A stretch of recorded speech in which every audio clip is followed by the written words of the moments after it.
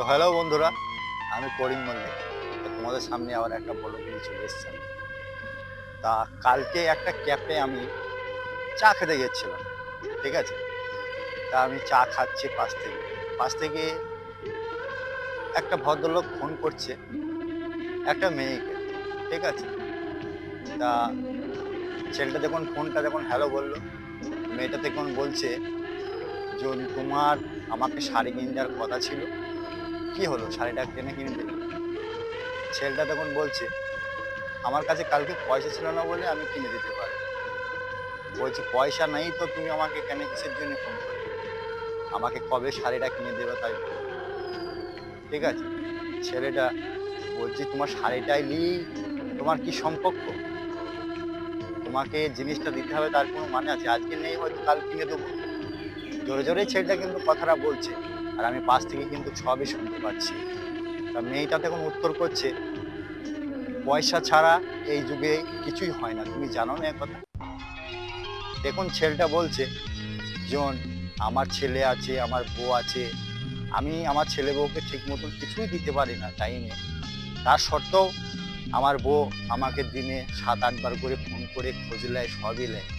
তার থেকেও আমি তোমাকে বেশি ভালোবেসে ফেলেছি, তাই তো তোমাকে বলতে পারছি না। তুমি যেটা চাও আজ পর্যন্ত আমি সেইটাই তোমাকে দিই। তার সামান্য একটা শাড়ির জন্য তুমি আজ এত বড় কথা বললে? যখন পয়সা নাইতে কিসের জন্য তুমি ভালোবাসতে এসেছো আমার কাছে? তা ছেলেটা মানে মনে খুব দুঃখ পেলো, বসে বসে কাঁদছে, ঠিক আছে। আমি পাশ থেকে মানে সবই শুনতে পাচ্ছি বা সবই দেখতে পাচ্ছি। আমিও পাশে বসে আছি, আমি চা খাচ্ছি ক্যাফে, ঠিক আছে।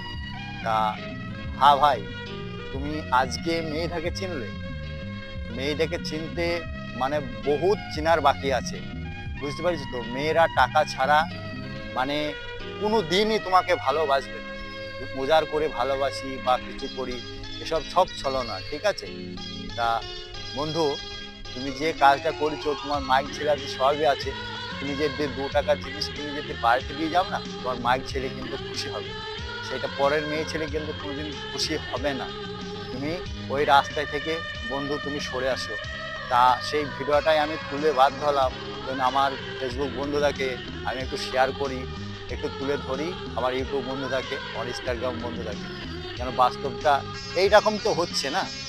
মেয়েরা কখন ছেলেদের সাথে লবু সেই ধান্দায় বসে থাকে, ঠিক আছে।